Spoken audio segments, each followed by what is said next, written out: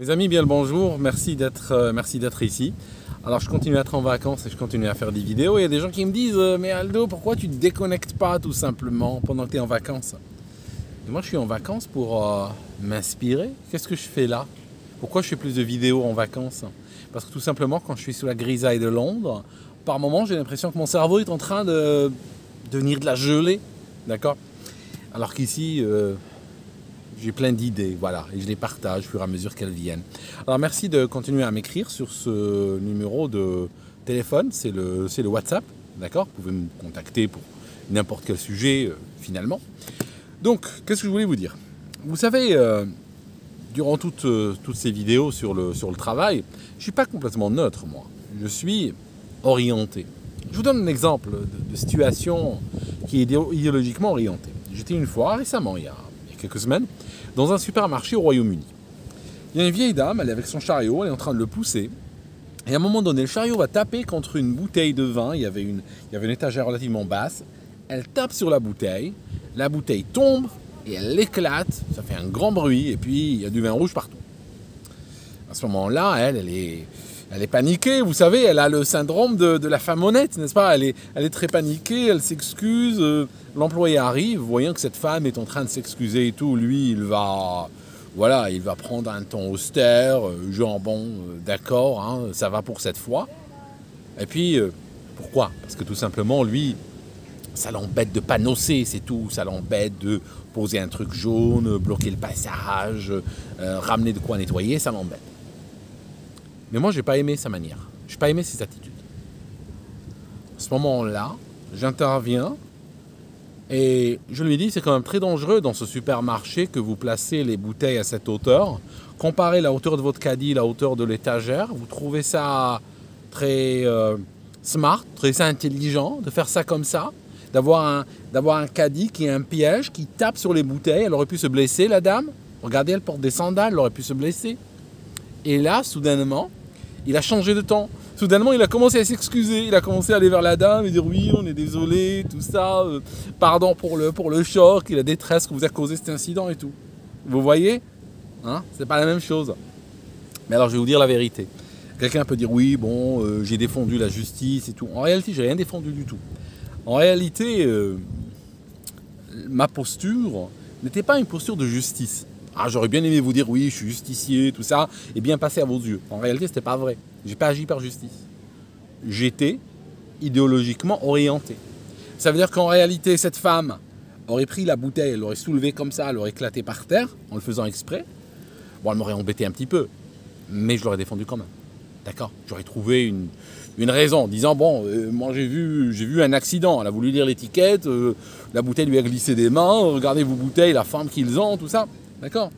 C'est tout, je suis comme ça. Ok? Je suis orienté. D'accord? Maintenant, je viens vous le dire honnêtement, mais il faut faire gaffe. Quand vous entendez des gens parler dehors, que ce soit sur Internet, les médias classiques, les médias sociaux, les politiques, tout ça, les gens sont tous, peu ou prou, idéologiquement orientés. D'accord? Mais le problème, c'est qu'ils ne viennent pas déclarer. Ils ne viennent pas vous déclarer leurs orientations idéologiques. Malheureusement, c'est le méga problème de nos jours. Alors, qu'est-ce que je voulais vous dire? J'étais venu pour... parce qu'il y a beaucoup de gens qui me remercient vraiment ils ont changé leur attitude au travail. Ça les a beaucoup aidés, ces vidéos sur le lieu du travail. Vous savez, moi, j'extériorise ce que j'ai vécu comme horreur pendant 15 ans. J'ai réalisé que j'étais PTSD du milieu de l'entreprise. Réellement, après avoir vécu dans ce panier de crabes pendant 15 ans, je ne sais même pas comment j'ai tenu là-dedans si longtemps. C'est vrai que j'avais envie d'extérioriser tout ça. Maintenant, j'aimerais vous dire un truc. Plein de gens qui m'écrivent, quand ils parlent, ils me disent « Je suis arrivé dans une entreprise, j'étais de bonne foi, j'ai été moi-même. Voilà, j'ai été moi-même, j'ai tout donné, j'étais peut-être naïf, peut-être trop bon, trop con, comme on dit. Et puis voilà, finalement, j'ai morflé. Finalement, bam! J'ai ramassé tout ça, je me suis retrouvé en arrêt maladie, dépression, suivi par un psy, et puis après ils m'ont lourdé. D'accord, j'aimerais vous dire un truc. Et ça, je l'entends très souvent, et c'est un mauvais conseil qu'on vous donne. Le conseil qui consiste à dire, sois toi-même. Tu arrives dans une entreprise, eh ben tu es toi-même, voilà, juste toi-même. Ça, c'est un très mauvais conseil. Pourquoi? Parce que, je vais te rappeler un truc dans l'entreprise. Quand tu es dans la boîte et tu es convoqué, par exemple, très régulièrement par ton N+1, tu vas dans un bureau avec lui, et qu'est-ce qu'il a?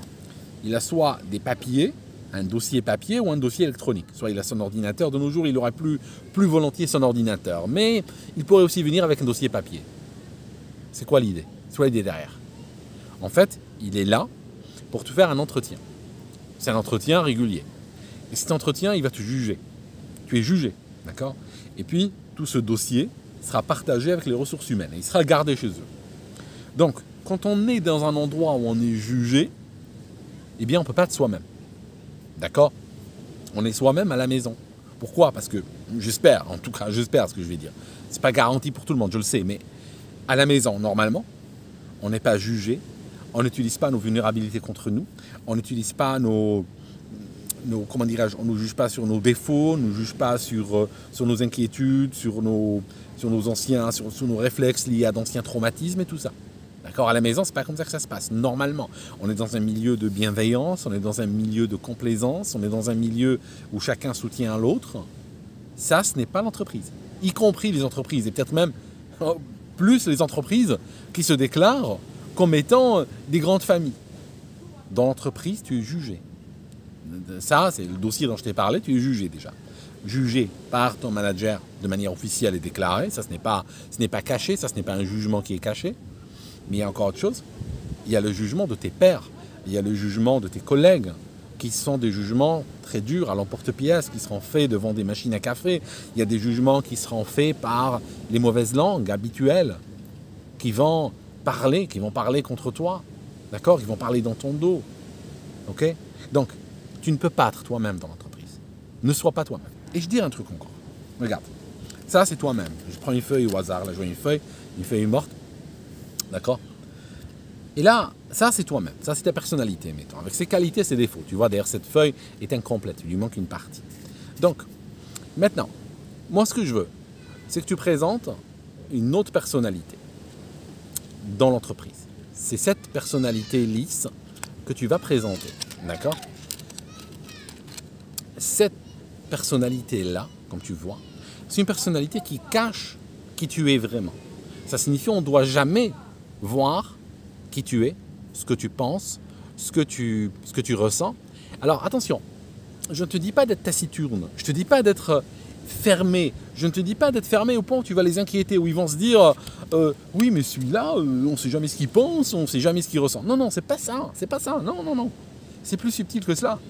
Ça signifie que tu dois créer une personne complètement fausse, mais que prendront pour une personne authentique. C'est dur à faire, je sais, mais dans le milieu du travail, c'est comme ça que ça marche. Tu crées une personne et au début c'est difficile, mais après tu verras, c'est très facile. Tu crées une personne, comment dirais-je, tu es quelqu'un de courtois, tu es quelqu'un de positif, tu as le petit sourire qui sait détendre, d'accord? Tu es prêt à tuer. Mais toujours de manière feutrée, d'accord? On va te prendre pour un bon compagnon, on va te prendre pour un très bon employé, pour quelqu'un d'agréable de travailler avec, quelqu'un de positif, tu ne montreras jamais tes idées négatives ou autres, tu ne parleras jamais de ce qui t'arrive à la maison, tu ne parleras pas de tes drames, de tes tragédies, de tes inquiétudes, de tes problèmes, tu ne parles à personne.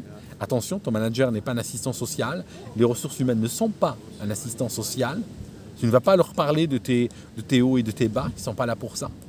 Juste tu te préserves. Alors, l'avantage quand tu crées cette personne, là, ce personnage, c'est que ce personnage, il meurt au moment où tu quittes l'entreprise. Chaque fois que tu sors du bureau, il meurt.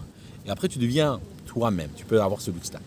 C'est que si quelqu'un veut t'attaquer, il ne sait pas où frapper. D'accord? Parce que c'est un personnage qui est comme une armure qui se dissimule. Ça signifie si je veux t'attaquer, j'ai besoin de voir ça. J'ai besoin de voir où sont tes défauts, où sont tes blessures, où sont tes fractures, où sont tes nerfs, où sont tes connexions. D'accord? Mais si je ne les vois pas, d'accord? Si je ne les vois pas, je ne sais pas où ils sont. Je ne sais même pas s'ils existent ou pas. Donc je ne peux pas diriger mon tir. Vous savez, hein, c'est comme l'art de la guerre. L'une des principales manières d'attaquer, et malheureusement dans l'entreprise on pourrait t'attaquer, on pourrait venir à t'attaquer, comme par exemple le harcèlement, c'est de savoir qui est la personne en face. Donc se renseigner pour toi. Moi je veux que lorsqu'il se renseigne sur le terrain, Pardon, j'ai avalé du sable. Lorsqu'ils se renseignent sur le terrain pour t'attaquer, eh bien moi ce que je veux, c'est qu'ils n'ont pas de bonnes informations. C'est que les infos qu'ils ont ne valent rien. D'accord? Et en plus, quand ils attaquent, ils vont attaquer donc au hasard. Ça ne te touchera probablement pas ou de manière minimale. D'accord? Parce que franchement, dans le milieu de l'entreprise, on peut tout retenir contre toi. Tout ce que tu fais, tout ce que tu dis, tout ce que tu penses, tout ce que tu laisses extérioriser pourra être retenu contre toi. Donc, ne sois pas toi-même, sois professionnel, crée ce personnage-là, puis c'est tout. D'accord? Merci mes amis d'avoir écouté jusqu'ici. J'espère que cette vidéo apparaît. Je sais pas, j'ai l'impression qu'elle est un petit peu éclatée, question lumière. Pourtant le ciel est bleu. Derrière moi. Voilà, là, mon visage est parti complètement. Et des gens me disent oui, mais Aldo essaye de bloquer la luminosité. Vous savez, c'est facile à dire, mais c'est pas facile à faire, hein, parce que les nuages bougent, le soleil sort, rentre, tout ça. Si je bloque la luminosité, par moment, je vais disparaître, littéralement. Enfin, il n'y a pas de bonne solution, n'est-ce pas? Il n'y a jamais de bonne solution. Enfin, solution parfaite. Merci, et on se voit dans une prochaine vidéo.